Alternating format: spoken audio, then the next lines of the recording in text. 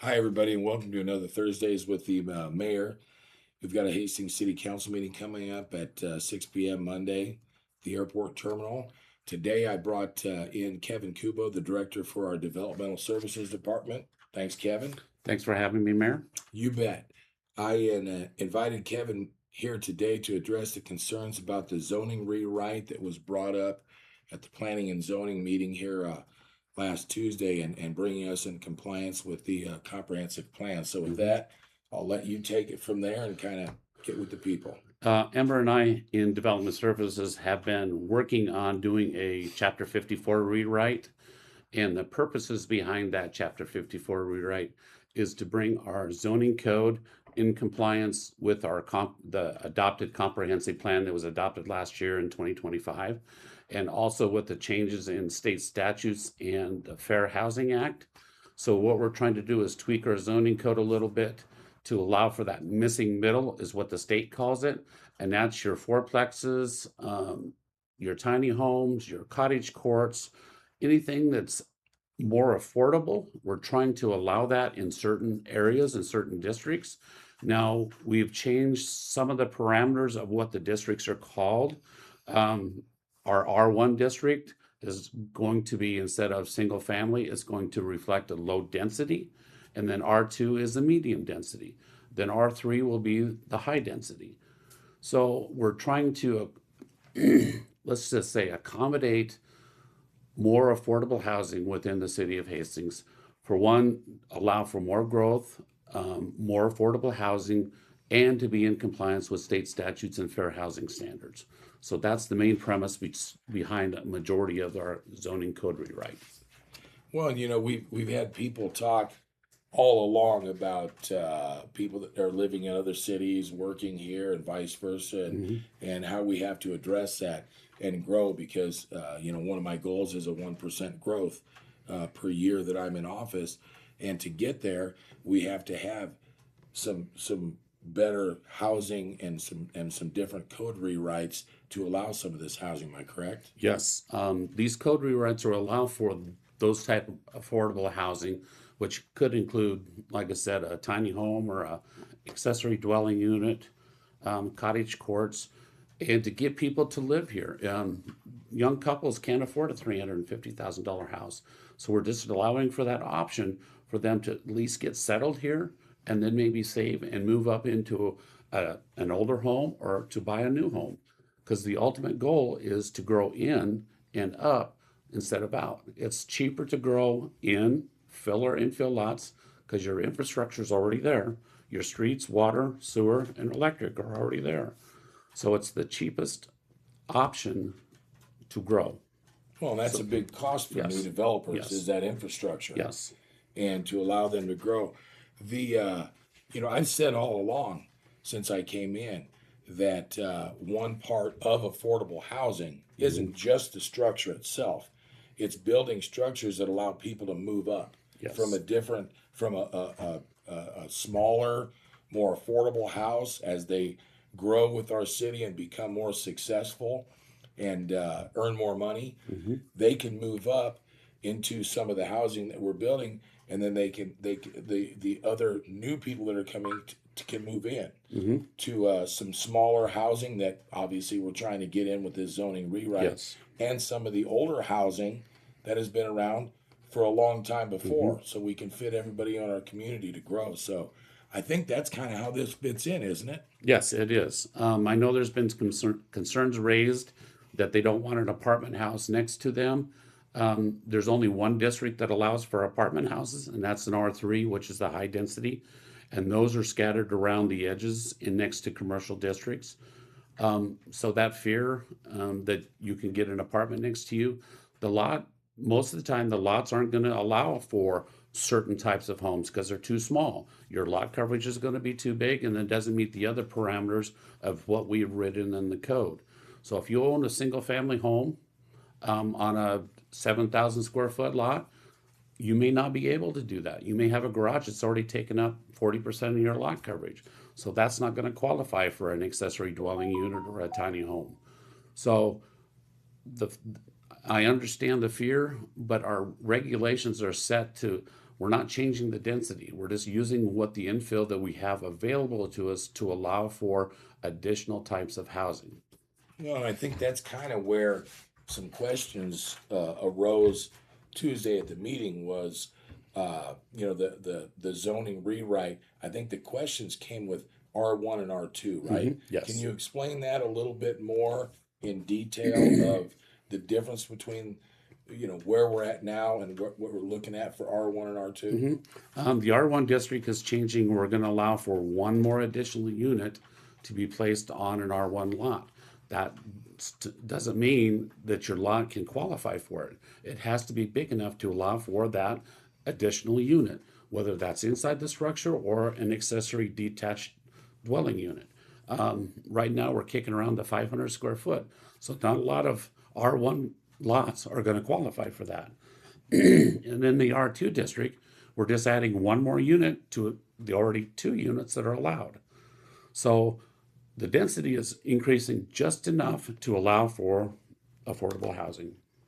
Well, I think that's a good explanation of kind of what happened on Tuesday and kind of where we're going with the zoning rewrite to fit into our comprehensive plan. I think one great thing is we've had several meetings so far, right? And we've Yes.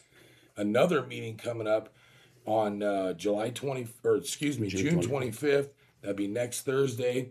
Is that what time is that, Tony? Is it 5 p.m. 5 p.m. to about 6:30 or 7?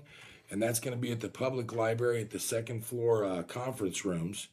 Then developmental services will host the public coming in for a discussion. Now, I would encourage everybody that wants to come in with any type of solution or question or things to come in and talk to you about the comprehensive plan, the zoning rewrite, and really voice their opinions Yes. of where we want to be with this, because I think you want everybody to be on the same sheet. I'm trying to design a code that's a reflection of what the community wants and needs, not just wants, but needs.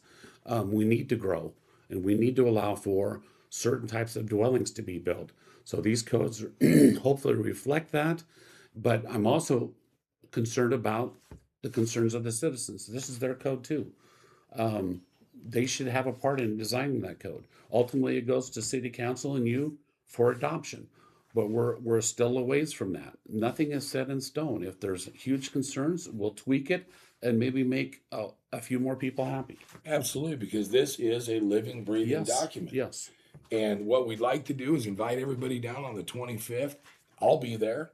Okay. And come with an open mind, come with questions, come with solutions, and let's all sit down and talk about this. And let's kind of, I don't know, what would you call it? Quell the fears of what the zoning rewrite does to our community. Yes. Because really it just allows for more of that to be built, and it still has to go through the whole vetting process, and there's still parameters that these things have to meet within those districts. So it's just not a given. Not every lot's going to qualify for an accessory dwelling unit or a 2-plex or a 4-plex. We still have a review process that we guarantee that that structure meets the needs of that district. Absolutely. Our job is to protect the character of that district. Yeah, it's not just going to be a Yes. building developmental free-for-all, Yes. if you will. Yes. So I think that'll be a great conference. I hope to see a lot of people there. I hope to see people come there to engage, ask questions, come with some solutions. Maybe you come from a different community that's experienced this before. Come with anything you can. Come share a cold drink with us and some good discussion, right? Yes, I would appreciate it. Sounds great. Well, I hope to see everybody on the 25th of June. I'll be there. I hope to see anybody out there with concerns, and we'll keep talking about this zoning rewrite. Thank you very All right. much. Thank you, Mayor. Once again, that was Kevin Kubo with Developmental Services. I hope to see everybody out at that meeting. I think he's really trying to be as transparent as possible with our moving forward with the comprehensive plan and his zoning rewrite. So let's move on to the agenda review for the meeting on Monday. I kind of went through, I noted a couple of things here, pretty mundane stuff until we get to item G here. under the consent agenda, where we have the approval of the telecommunications line right-of-way license agreement. That'll be on the substation at Crane and 12th. That'll be on there.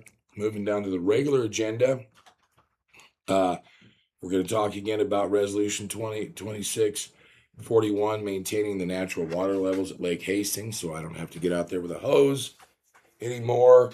We will go through that a little bit more. Down in general business, there's an MOU with the Hastings Fire and Rescue, changing the shift schedule for the remainder of the union contract period, which is something other cities have done. They went to a different shift schedule that makes it more desirable for firefighters to want to work here in Hastings. So we'll talk about that a little bit, and then we'll finish up with some budget presentations and a utility board appointment. So that gets us through the agenda on Monday night. Real quick, couple updates. One's on the field house, ongoing conversations. We're looking at 3 different properties, and some property developers are looking at getting involved with property concerning the field house and where that's going to land. Those conversations are ongoing, and of course, I've mentioned it before. If anybody wants to get involved, please come to our next meeting. I think at the next one of these, I'll post our next meeting. So please, if somebody wants to get involved, if somebody knows anybody who wants to get involved, somebody knows a developer, an investor who feels that this is a great project, please encourage them to get involved. Next thing was people have been asking a lot about Tommy's Car Wash. And I want to let everybody know there that I've been in constant communication every first of the month with Jill. And she's an executive with that corporation in Michigan. And we've talked a lot about we are anxious to get something done there. They are on a financial hold right now, along with one of the other units that they're putting up in Lincoln. They hope to get that resolved, and she guarantees me that there will be building construction started in this year. That isn't probably some of the best news I can bring to anybody. We're going to try to keep that property as cleaned up and looking as best as we possibly can until we get something resolved. But I am in constant communication every first of the month. I do call her, and I will keep updating that as we go. And I hope that we will get some construction started in the near future. So I'm on it. And with that, we'll move on to budget presentations. You may have noticed that the city department heads have been presenting proposed budgets for the 26-27 fiscal year. So far, police, 911, fire, IT, parks and recs, airport, and developmental services have presented. If you watch these presentations, I think it's obvious how hard the city departments are working to keep costs down as much as possible. The museum and library will present their budgets during this Monday's council meeting. So if you want to listen in, see what they come up with. Nebraska Chautauqua. Hastings is once again hosting the Nebraska Chautauqua, presented by Humanities Nebraska. Explore the lesser-known stories from our country's rich tapestry of backgrounds in commemoration of this year's 250th anniversary of the United States. Some early activities have already occurred at the Hastings Museum and the Hastings Public Library. There'll be a family picnic with conversations and activities noon to 2 p.m. this Sunday at Chautauqua Park. Please be sure to check that out. Most of Chautauqua activities take place all day long on June 26th and 27th. Evening events include an evening with El Vaquero and an evening with Abigail Adams and Chief Big Elk. Go to nebraskachautauqua.org for more information. The full schedule is also posted on the City Hall social media pages. With that, we'll move up to the comprehensive plan update, which we just got done talking with Kevin about that. The public is invited to a comprehensive plan update from 5 to 6:30 on Thursday, June 25th at Library Meeting Room B.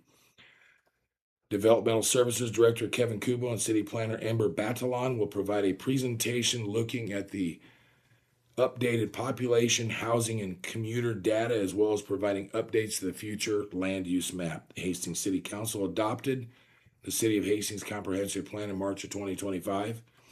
This is a living policy document that helps guide the community, developers, and the Planning Commission, along with the City Council for future development. It's considered a living document because it should be readily changed and updated when major community changes occur. The updates address concerns that Adams County, CRA, and the community members have brought to the Developmental Services Department in the past year. The changes are necessary prior to the plan and zoning updates, since the zoning will be the way to implement the comprehensive plan and future land use map. So we talked a little bit earlier about that. Please, if you have concerns or solutions, or just want to know some more information, please come 5 to 6:30 Thursday, June 25th. Housing Advocacy Forum. The City of Hastings is participating in a public housing advocacy forum. That's 10 a.m. to 6 p.m. Saturday, June 27th at the airport terminal. So not this Saturday, but next Saturday, 3300 West 2nd Street. The meeting is free, open to all residents and community members. Facilitators can assist with filing HUD fair housing violations, maintenance requests, tenant rights, and connecting with advocates. All conversations are confidential. No appointment is needed. Walk-ins are welcome throughout this entire event. Bring any written notices, lease documents, photos, or maintenance records that you have. While the city is a participant, the meeting will be facilitated by Next Point Home Development. For more information, email info@nextpointhome.org. That's info@nextpointhome.org. Please show up if you have your concerns and you want to be addressed and you want your voice to be heard. Please come out. I'll be there, and there'll be a lot of people there to help. So please come out and share your situation with us. Fireworks. Fireworks sales begin Sunday, June 28th within Hastings city limits. Under the city's code of ordinances, permissible fireworks may be sold and ignited the following times and days: 10 a.m. to 10 p.m., June 28th to July 2nd, 10 a.m. to midnight, July 3rd and 4th. Fireworks may not be used on any public street, alley, sidewalk, park, or other property owned by the City of Hastings without special permit issued by the Hastings Fire and Rescue. Adults should light and supervise fireworks, and everyone should soak used fireworks in a bucket of water overnight. Veterans and pets don't necessarily enjoy noise. Please be mindful of your neighbors and your pets and observe the hours of discharge allowed by code. Please be careful. I know I've got a 13-year-old boy, and we light fireworks, and I make sure that we're as careful as we can. So let's have a great, fun 4th of July. Let's have it be a safe one and free of any type of injury. I will see you all in 2 weeks. Thank you so much. God bless all citizens, and we'll see you later.